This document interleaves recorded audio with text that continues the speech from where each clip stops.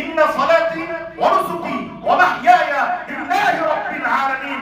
আমার জীবন, আমার কুরবানি, আমার সালাত, আমার রাজনীতি সব কিছু আমি ইসলামের জন্য কুরবান করে দিলাম। এরকম করতে হবে।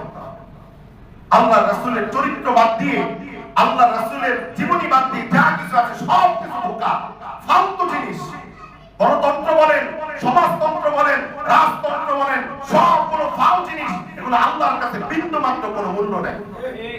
জন্য গণতন্ত্রের জন্য জীবন দিয়েন না, সমাজতন্ত্রের জন্য জীবন দিয়েন না, ইসলামের জন্য জীবন দেওয়ার চেষ্টা করেন। আল্লাহর হাবিবের ভালোবাসায় রক্ত প্রবাহিত করার চেষ্টা করেন। আপনার রক্ত জমিনে পড়ার আগে সমস্ত গুনাহ মাফ হয়ে যাবে।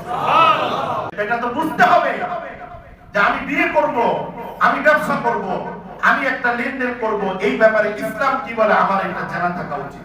কারণ আমি ইসলামের বাইরে কিছু করতে চাই না।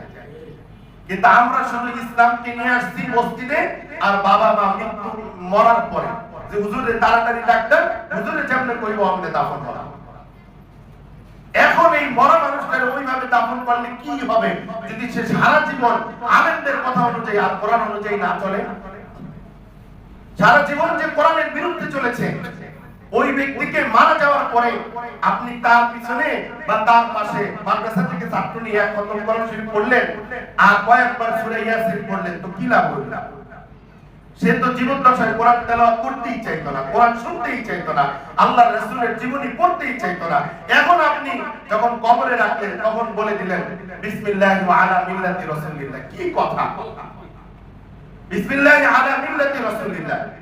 আর জীবিত থাকা অবস্থায় বলছে যে আমরা শরিয়া আইনে বিশ্বাস করি না, আর মরার সময় বলছে যে রাসূলের দলভুক্ত করে তাকে রেখে গেলাম। আরে বাপ রে বাপ! এই মরার আরে রাসূল দলে নেওয়ার লাগে একবারে ঠেকা পড়ছে যে সারা জীবন আল্লাহ রাসূলের চরিত্রের বিরুদ্ধাচরণ করছে, সুন্নতের বিরুদ্ধাচরণ করছে। আল্লাহ রাসূল যেই আহকাম নিয়ে এসেছিলেন, যেই হুকুম নিয়ে এসেছিলেন, যেই শরিয়া নিয়ে এসেছিলেন, যেই পথ এবং পন্থা নিয়ে এসেছিলেন, তার বিরুদ্ধাচরণ করছে। যখন এইটার মধ্যে রূহ নেই তখন তাকে বললেন বিসমিল্লাহি আলা মিল্লাতি রাসূলিল্লাহ। রাসূলের দলভুক্ত করে তাকে মাটির নিচে ঢুকিয়ে দিলেন।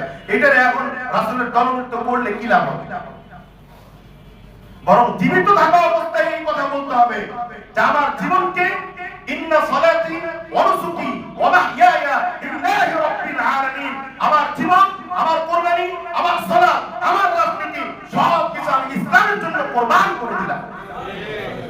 এরকম করতে হবে। আল্লাহ রাসূলের চরিত্র বাদ দিয়ে, আল্লাহ রাসূলের জীবনী বাদ দিয়ে যা কিছু আছে সব